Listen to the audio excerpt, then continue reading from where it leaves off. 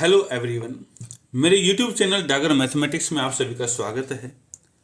इससे पहले वाले वीडियो में हमने एक्सरसाइज 5.3 के 3 क्वेश्चंस तक कवर किए थे। आगे के क्वेश्चंस हम इस वीडियो में कवर करेंगे, तो चलिए शुरू करते हैं। इसमें लिखा how many terms of the AP की, इस एपी की कितनी टर्म्स मस्ट बी टेकन ली जानी चाहिए to give a sum of 636। 636 sum के लिए कितनी टर्म्स चाहिए।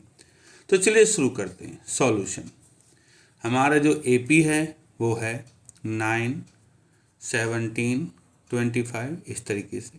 इसमें ए है 9 और डी है 17 माइनस 9 जो कि होगा 8। नाउ लेट, मान लेते कि एस एन की एन टर्म्स का सम 636 है और एस एन का फॉर्मूला होता है हमारा n/2, 2a प्लस में n-1d इक्वल टू 636। यहाँ से n/2, 2 a की जगह 9 प्लस में n-1 और d की जगह 8 बराबर 636। सो n/2, ऊपर अगर 2 कॉमन ले लेते हैं तो बचेगा यहाँ 9 प्लस में 2 कॉमन ले लूँगा तो 4 बच जाएगा। 4 की n में हो जाएगी 4n, 4 की -1 में हो जाएगी -4 इक्वल टू 636। 2 से 2 कट गया तो ये बन जाएगा n और 4n, 9 माइनस 4 हो जाएगा 5 इक्वल टू 636। और इसको मल्टीप्लाई करें 4 into 4n, n into 4n हो जाएगा 4n स्क्वायर, n इंटू 5 हो जाएगा 5n और 636 को इधर ले आए तो 636 माइनस का इक्वल टू 0 हो जाएगा। तो बच्चों इसमें n की वैल्यू निकालनी है कि कितनी टर्म्स चाहिए, तो हम इसको सॉल्व करेंगे। सो क्वाड्रेटिक फॉर्मूले से सॉल्व करेंगे तो n क्या होता है -b, तो माइनस का 5 प्लस माइनस b स्क्वायर, इसका स्क्वायर 25 माइनस का 4, ए की जगह 4 हो जाएगा और सी की जगह माइनस का 636 हो जाएगा। ये सब अंडर रूट में होता है। अपॉन में 2a, 2 और ए की जगह 4 है। तो बच्चों ये हो जाएगा माइनस का 5 प्लस माइनस अंडर रूट में ये 25, माइनस और माइनस हो जाएंगे प्लस। ठीक है, अब 4 इंटू 4 16, 16 6 जा 96 कैरी 9, 16 3 जा 48 और 9 हो गया 57 कैरी 5, 16 6 जा 96 और 5 हो गया 101। चलिए अपॉन में 8, यहाँ से बच्चों -5 प्लस माइनस 25 को इसमें जोड़ दूँ तो हो जाएगा 10201 अपॉन में 8 और -5 प्लस माइनस इसका जो रूट निकाले तो हो जाएगा 101 अपॉन में 8। तो n की 2 वैल्यूज आएंगी हमारे पास। तो पहली वैल्यू होगी हमारे पास -5 प्लस में 101 अपॉन में 8 और दूसरी होगी -5 माइनस 101 अपॉन में 8। सो n नॉट इक्वल टू, ये देखो ये माइनस में ही आएगा, -106 अपॉन में 8 as number of terms cannot be negative. Therefore n की वैल्यू क्या रहेगी, 101 में से 5 गया 96 अपॉन में 8, आंसर 12। तो 12 टर्म्स चाहिए हमें जिनका सम 636 होगा। चलिए नेक्स्ट क्वेश्चन पे आते हैं। Question number 5।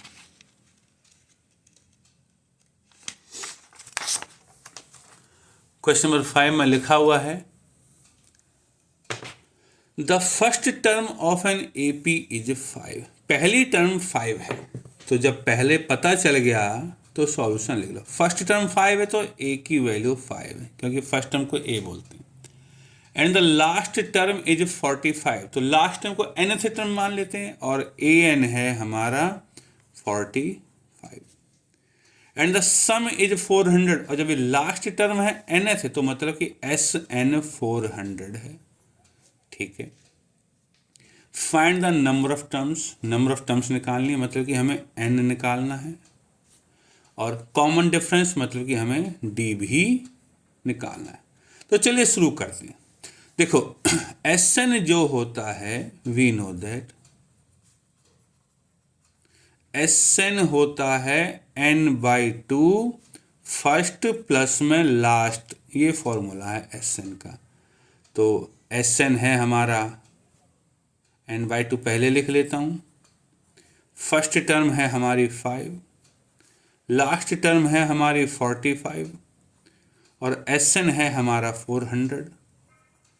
तो n/2 इंटू में ये हो जाएगा हमारा 50 बराबर 400, और यहाँ से जो n की वैल्यू आएगी वो होगी 400, 2 मल्टीप्लाई हो जाएगा, 50 अपॉन में चला जाएगा, यहाँ से n की वैल्यू 16 आ जाती। तो एक पार्ट तो हो गया हमारा n बराबर 16। अब हमें निकालना d।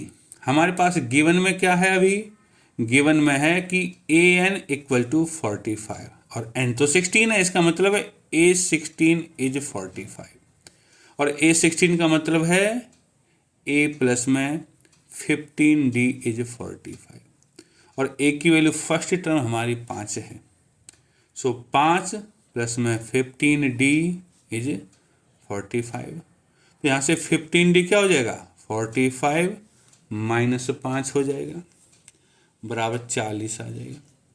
तो d की क्या वैल्यू हो जाएगी, 40 अपॉन में 15, 5 से काटूंगा 8 बार और 5 से काटूंगा 3 बार, तो ये हमारा d भी निकल गया।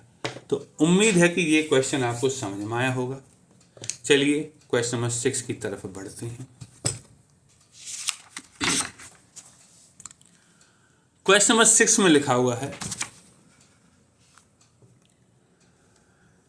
The first and last terms of an AP are this and this. पहली और आखिरी, तो सॉल्यूशन करेंगे जब हम, तो पहली टर्म है 17 एंड आखिरी an ले लेते हैं, an है हमारा 350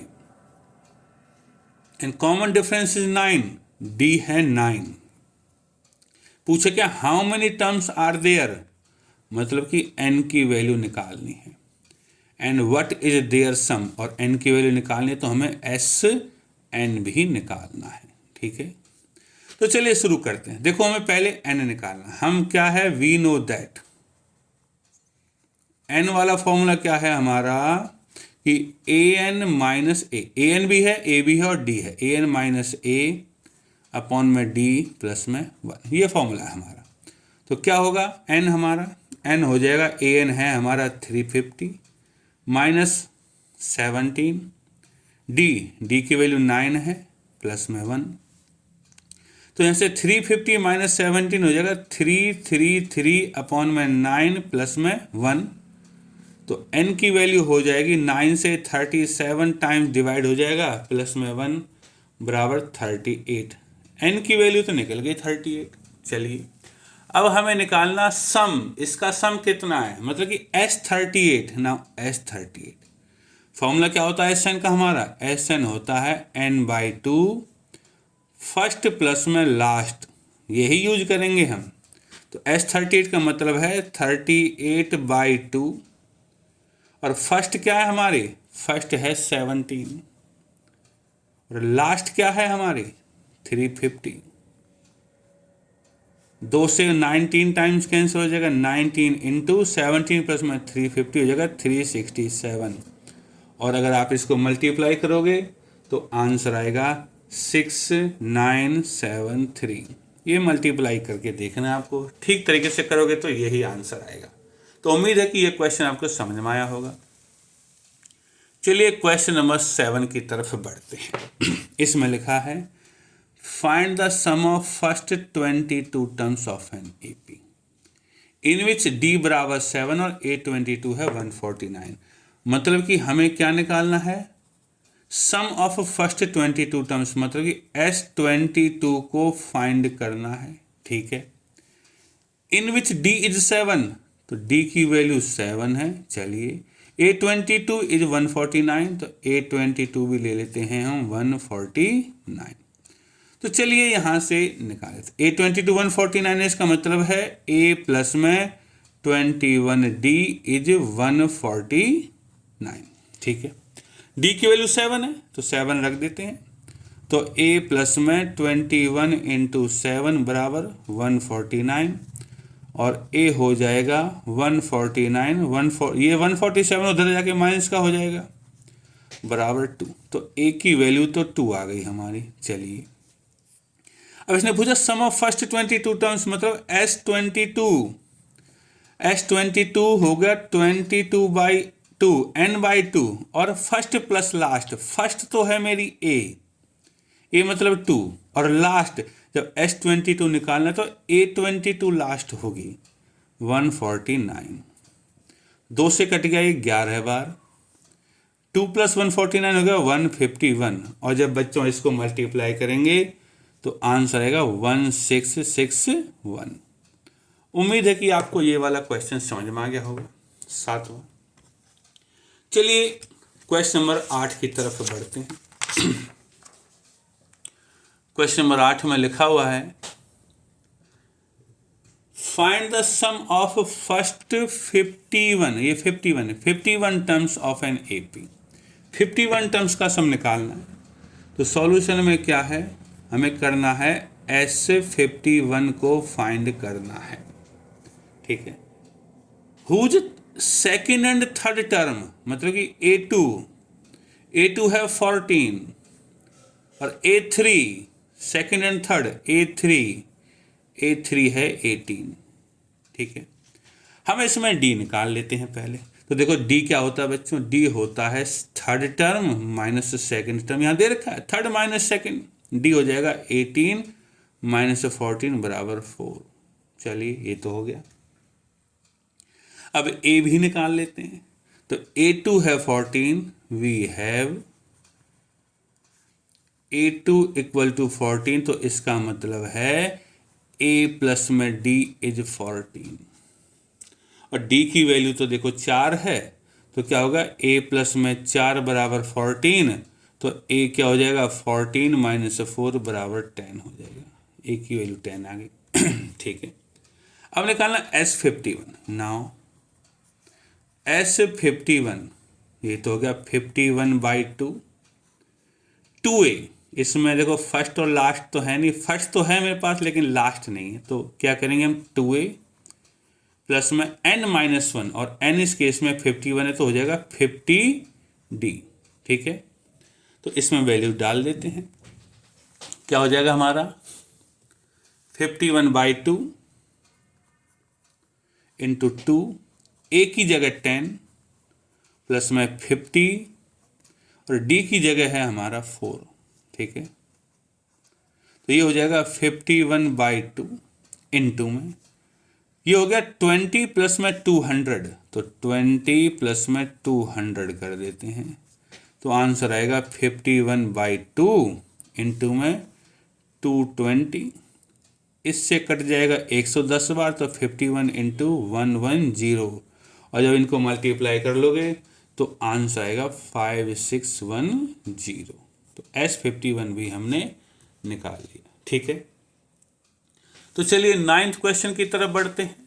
9th में लिखा है if the sum of first 7 terms of an AP is 49। ठीक है, 7 टर्म्स का सम मतलब कि S7 है 49। चलिए, and that of 17 terms S17 है 289। Find the sum of first n terms, मतलब कि SN निकालना। आंसर n की फॉर्मेट में आएगा, n चाहे होगा उसमें। ठीक है, देखो अब S7 49 इसका मतलब है 7/2 2A प्लस में n-1 होता है, n की जगह 7 है तो 6 हो जाएगा। 6D = 49।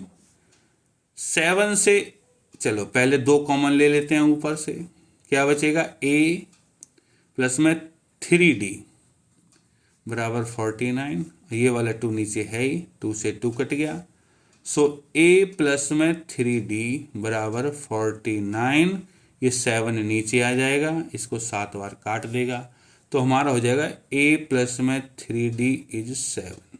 ठीक है, इसको नंबर 1 मान लो। इसी तरह S17 to 89 है, इसका मतलब है 17/2 मतलब n/2, 2a प्लस में से n-1 होता है, n17 है तो 16 हो जाएगा, 16d इक्वल टू 289।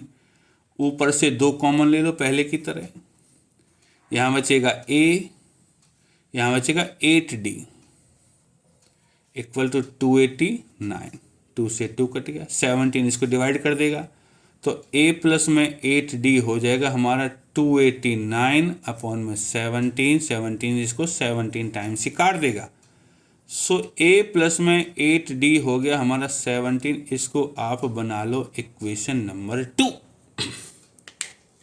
अब देखो हमें एस एन निकालना, तो a और d की वैल्यू निकालनी पड़ेंगी। क्लियरली 2 - 1 कर लो आप, 2 है ये तो क्या होगा a प्लस में 8d माइनस a और माइनस का 3d। ठीक है, equal to left hand side में से लेफ्ट हैंड साइड माइनस कर तो राइट में से राइट, तो 17 - 7, तो यहाँ से a कट गया, 8d माइनस 3d हो गया 5d, 5d बराबर 17 - 7 10, और यहाँ से आएगा d की वैल्यू 10/5 बराबर 2। ठीक है, अब a की वैल्यू भी निकालनी है हमें, पुट d बराबर 2 in 1, देखो ये है 1। ठीक है, तो क्या हो जाएगा a प्लस में 3, d की जगह 2 आ गया बराबर 7, तो यहाँ से क्या मिलेगा a प्लस में 2 × 3 6 बराबर 7, और देखा जाए तो यहाँ से a की वैल्यू होगी 7 - 6 बराबर 1। a की वैल्यू 1 है और d की वैल्यू 2 है। अब हमें क्या निकालना है, एस एन निकालना है। फॉर्मूला क्या होता है, n/2, 2a प्लस में n-1d।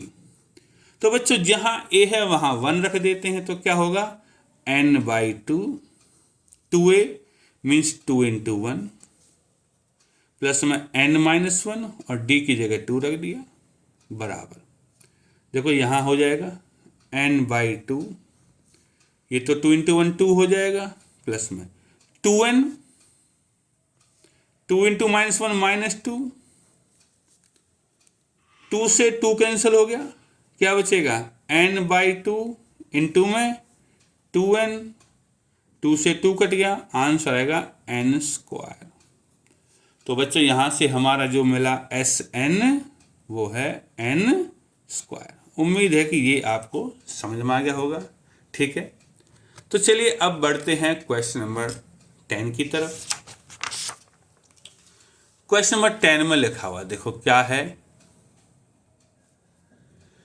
Show that a1 a2 an की फॉर्म एन AP, जहां an डिफाइन कर रखा है। ठीक है, ये है an हमारा, और S15 भी निकालना है। दोनों क्वेश्चंस में 2 पार्ट एक्चुअल में इसके, तो चलिए an है 3 + 4n, तो हमें निकालना d। AP पता करने का क्या तरीका है, डिफरेंस सेम होना चाहिए 2 कंसेक्यूटिव टर्म्स के बीच में। सो d क्या होता है हमारा, d होगा an - an-1, ये होता है जनरल फॉर्म d की। तो an तो हमारा यही है, माइनस an-1 के लिए जहां n है वहां n-1 रख देते हैं। सो 3 प्लस में 4, n की जगह n-1, ये हो गया हमारा।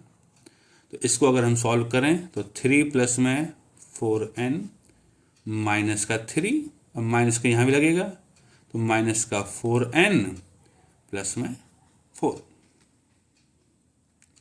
4n से 4n कट गया, 3 से 3 कट गया, आंसर आया 4। बच्चों अगर आपको याद हो तो हम लिख देते हैं यहाँ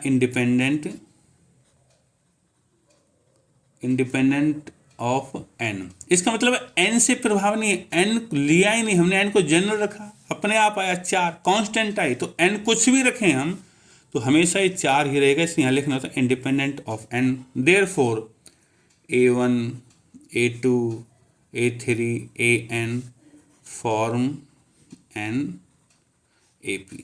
ठीक है बच्चों, अब AP तो बन गया। एक चीज़ है, अगर याद हो तो मैंने इंट्रोडक्शन बताया था कि AN लीनियर होता है, ये लीनियर है, n की डिग्री 1 है, और n का कोफिशिएंट ही d होता है, n का कोफिशिएंट 4 है, 4 ही d है, यही आया और ये होता ही है। ठीक है, अब हमें निकालना S15। सो S15 क्या होगा? ठीक है, S15 होता है हमारा 15/2 2a प्लस में 14d। ठीक है, तो क्या हो जाएगा 15/2 2a।